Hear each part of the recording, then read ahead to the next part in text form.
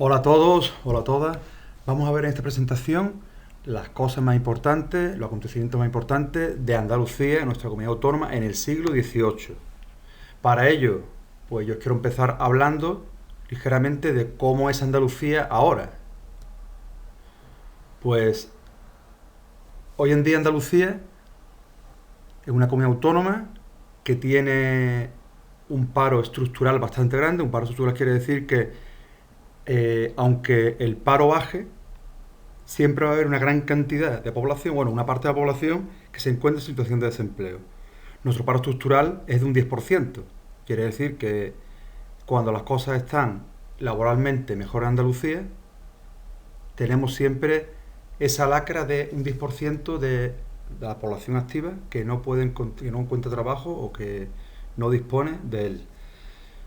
Otro de los aspectos de Andalucía es que es una comunidad autónoma joven dentro del nivel de, bueno, comparada con España, dentro de España, porque España es un país ya que ha iniciado un proceso de envejecimiento, pues Andalucía es ligeramente más joven, igual que Canarias, igual que Murcia y Ceuta y Melilla. En cuanto a sectores productivos, pues el turismo es uno de los sectores productivos más importantes, ya sabemos, ¿no? Todos los kilómetros de costa, toda la infraestructura hotelera, eso permite una gran cantidad de ingresos para las empresas y a su vez empleo en ese sector. La construcción también ha sido tradicionalmente un sector importante y adolecemos en Andalucía de una industria fuerte. En los últimos años se ha intensificado la industria agroalimentaria vinculada a la agricultura. Supone la transformación de productos agrícolas productos del campo en productos elaborados. Por ejemplo, el aceite. El aceite sería sector secundario y sería una, un tipo de empresa de transformación de un producto natural en un producto manufacturado. En ese campo sí ha crecido bastante Andalucía. En, en aspectos de nuevas tecnologías, Andalucía está creciendo también, pero ligeramente, y ese debe ser uno de los puntos clave para el posterior desarrollo, añadiendo, eso sí, una mejora en la calidad y en la producción de los productos del campo, productos elaborados. Bueno, yendo ya a lo que nos toca del tema 18. Perdón, tema 1 del siglo XVIII.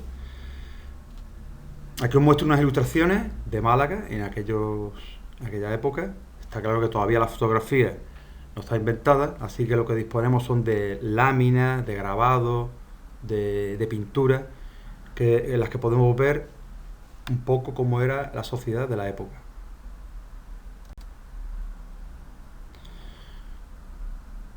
Ya que este siglo empieza con la Guerra de Sucesión, pues hay que hablar de esta guerra que afectó a España en los primeros 13, 14 años del siglo XVIII y el hecho, que es un hecho que se produjo en Málaga. No es muy conocido, pero es importante que lo comentemos.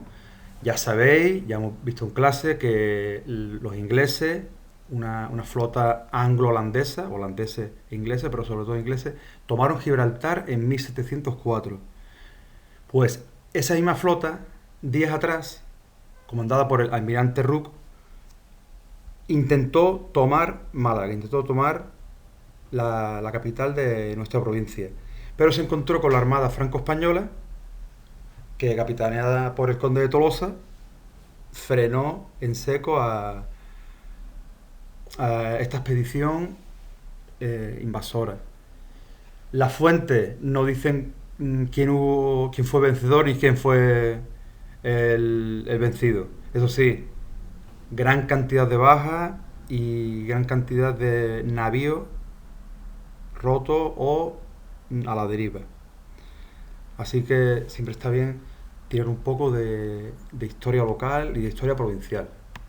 Aparte de esto, la Guerra de Sucesión Española apenas tuvo importancia en nuestra comunidad autónoma, en Andalucía. En cuanto a la economía, ¿cómo eran la economía en Andalucía en aquella época, pues principalmente basada en el sector primario, agricultura y ganadería, que era la principal actividad. Lo más importante era el secano, era los cereales, el trigo, la cebada. La vid y el olivo ya empiezan a ganar importancia, pero estos dos cultivos será en el siglo XIX, será a mediados del siglo XIX cuando experimenten un gran crecimiento. De momento son cultivos más bien marginales. En cuanto a regadío, pues se ubicaba donde había agua, siempre regadío donde hay agua, porque en aquella época infraestructuras de regadío, pantanos, acequias, bueno, canales que llevasen el agua a los municipios, a donde estaban las huertas, eran, bueno, no existían, existían un tipo de riego que estaba muy vinculado al agua que sacaban del río, o a lo mejor de algunas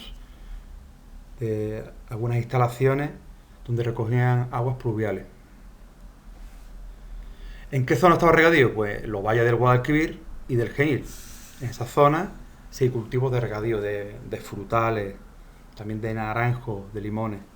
Pero los frutales, los cítricos, naranjos y limones, crecerán sobre todo a principios del siglo XX. ¿Y por qué? Con la instalación en el chorro de los pantanos. Esos pantanos benefician a la comunidad de regantes, benefician a las personas que tenían regadío, y el terreno de regadío se va ampliando en perjuicio ¿de qué? Del secano o de tierras baldías o incluso del olivo. Que el olivo lo que haría sería remontar a nivel de cota de altitud. Este tipo de agricultura y ganadería pues era de bajo rendimiento. La tierra cultivada era poca, según las fuentes de las que disponemos, solo un tercio del campo andaluz estaba cultivado y el resto pues eran baldíos y dehesas. Dehesas es importante que lo mencionemos porque en las dehesas también se practica un tipo de economía que sería una ganadería extensiva donde animales como cerdos, como vacas, están ocupando una gran superficie de terreno, y de esa forma ese espacio se puede combinar a lo mejor con olivos dispersos o con encinas también, pero evidentemente es algo menos productivo para la agricultura y para la economía andaluza. Aquí en este cuadro podemos ver cómo se clasificaban las tierras en Alaurín Grande a finales del siglo XVIII. Importante que tengamos como referencia siempre nuestro marco local, nuestro pueblo, nuestro entorno. En este cuadro podemos ver que hay 8.000 fanegas total de tierra, que lo vemos en el cuadro 7, de las cuales de secano hay más de una cuarta parte. Y de tierra de sierra, solo de pastos, por lo menos un 35%. Así que eso es importante que lo tengamos en cuenta, porque esa tierra de sierra, de solo pasto, esa será la tierra que los municipios tengan en propiedad y la cedan a los vecinos. ¿La cedan para qué? Para que puedan llevar a sus ovejas, a sus cabras, pueden llevar a sus animales a que se dispensen de alimentos, de comida, y sería algo beneficioso para la población del lugar. ¿Qué ocurre? Que con las desamortizaciones, que eso ya veremos en otro tema, de Mendizábal y Madoz, a mediados del siglo XIX, esas tierras que eran municipales son puestas en pública subasta, vendidas, por tanto, el Estado y el municipio obtenían algo de dinero, obtenían una cantidad de dinero, y la titularidad pasaba a ser de una persona, pasaba a ser una propiedad privada. Por tanto, las personas, los vecinos que habían estado usando libremente esas tierras durante tanto tiempo, dejaron de usarlas. Eso fue un perjuicio muy grande para el pequeño campesinado y para los jornaleros sin tierra. Que esas tierras suponían una fuente de ingresos, por lo menos importante para cubrir sus necesidades básicas. En cuanto a otros cuadros, bueno, pues aquí lo dejo también para que le podáis echar un vistazo, pero podemos apreciar también las tierras que tenía la iglesia, que tenía 28% de tierra obrada, la ganadería, cabezas de ganado, hay más o menos una cuarta parte, ¿vale? Un 25%.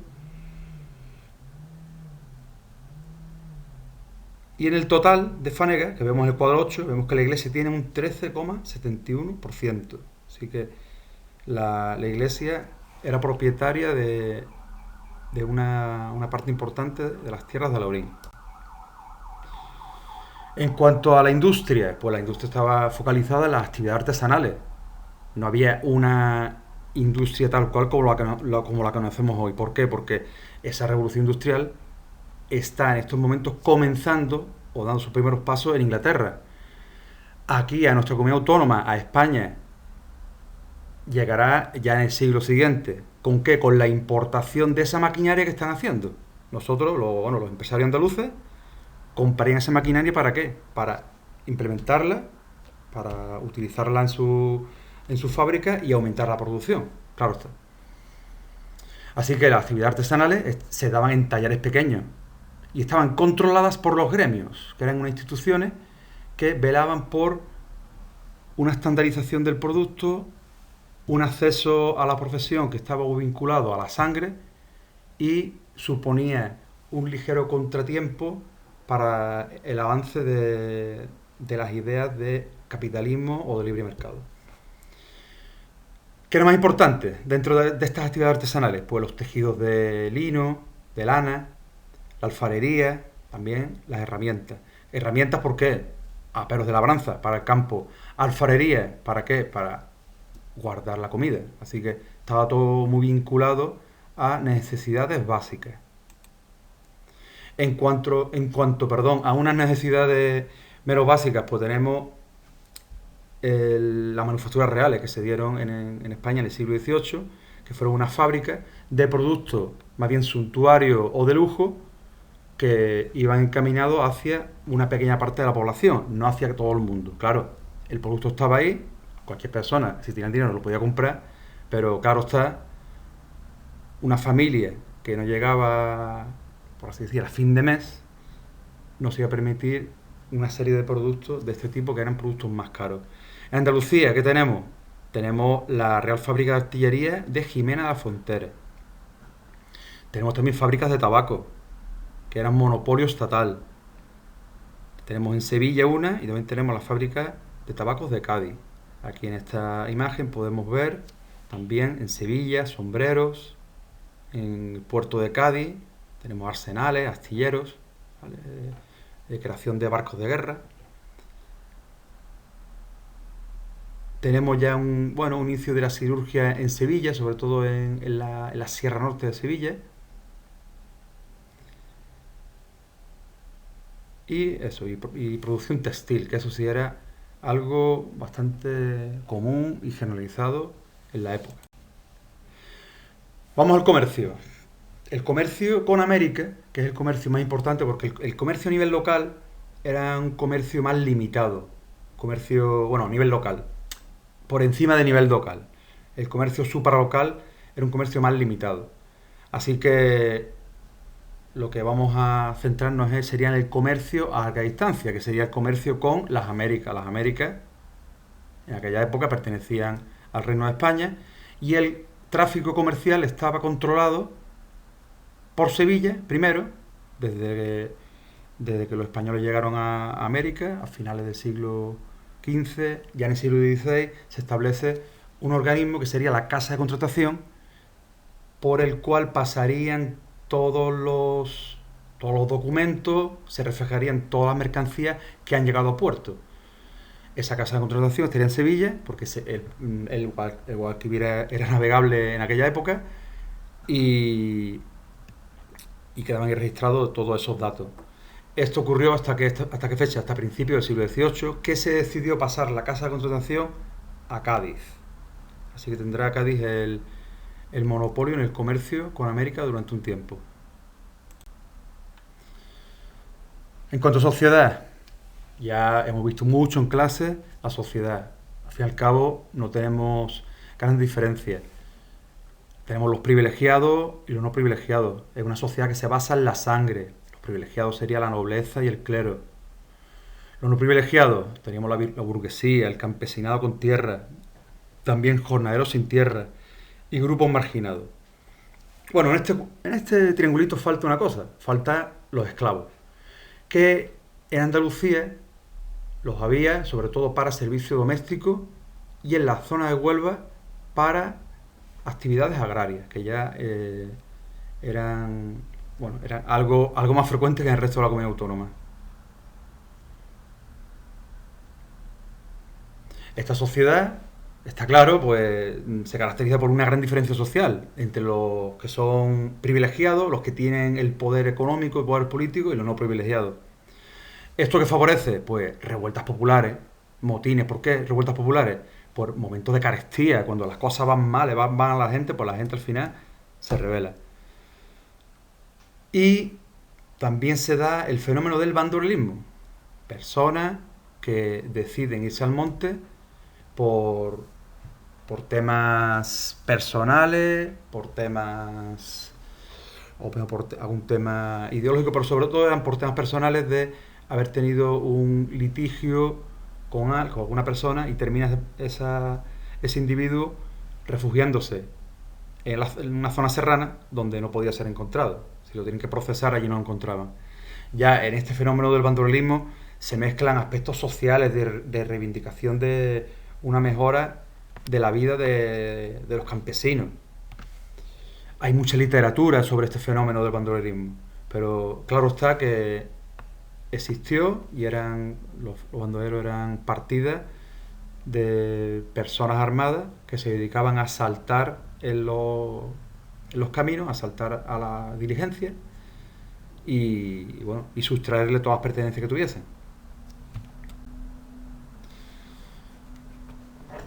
Importante que veamos las repoblaciones de Olavide. Olavide, este hombre, este ilustrado sevillano, que trabajó junto con Carlos III, fue una de sus personas de confianza. Este ilustrado pensaba en que tenía que haber una regeneración de la agricultura y del campo en España. Entonces, ¿plantea qué? Plantea unas repoblaciones.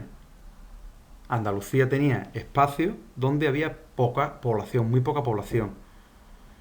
Y los objetivos que se plantea este hombre, ¿cuáles eran? Pues por un lado revitalizar la economía de Andalucía, revitalizar económica y socialmente Andalucía, y también poner fin al bandolerismo que dificultaba las comunicaciones. Como antes hemos comentado, el fenómeno del bandolerismo ya empieza a cobrar fuerza en esta época, y esos bandoleros, sitios que tenían menos población, pues lo hacían suyo. Si había población, pues había, claro está, partidas de soldados, grupos de soldados que iban controlando caminos y daban un poquito más de protección a esos transportes, a esas diligencias que circulaban por estas latitudes. ¿Dónde se aplicó esta teoría de la repoblación, este impulso demográfico y este impulso económico?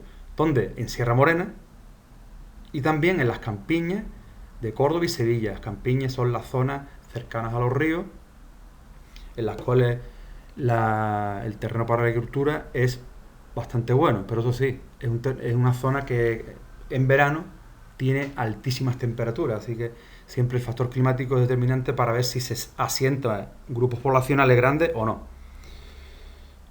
¿Qué personas vinieron? Bueno, ya lo comenté en clase, recuerdo, fueron alemanes, la mayoría, y se crearon 1.500 viviendas, y a las familias le dieron casas, tierra y más pertenencias, como herramientas para trabajar y también cabezas de ganado.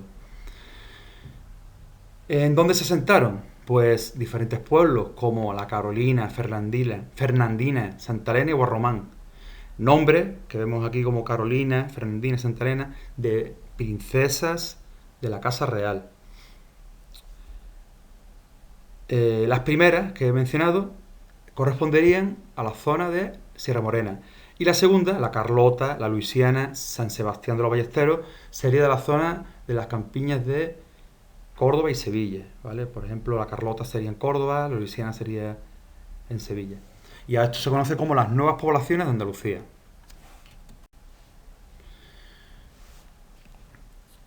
Reforma ilustrada, pues se pretendió, claro, se pretendió mejorar un poco la situación del pueblo, pero fueron medidas que quedaron al final ahí en el camino. Se crean unas sociedades conocidas como la Sociedad Económica de Amigos del País, que eran grupos, clubes de personas con cierta sensibilidad social que pretendían un desarrollo intelectual, científico, también económico, unas ideas de prosperidad. Pero hay que ver esto desde un punto de vista más cultural, como de grupos culturales, que de grupos que terminan implantando serias medidas. Una serie de medidas. Eran sociedades más de debate, de qué podemos arreglar. Muchas veces no hay que quedarse en la teoría, hay que pasar a la praxis, a la práctica. Si no se pasa a la práctica, las ideas, por muy buenas que sean, no llegan a buen puerto. ¿Y las dificultades que se encontraron en estas reformas? Pues, por un lado, el poder de la aristocracia es claro, que no querían ese tipo de reformas. ¿Por qué? Porque iba en contra de sus privilegios, ¿no?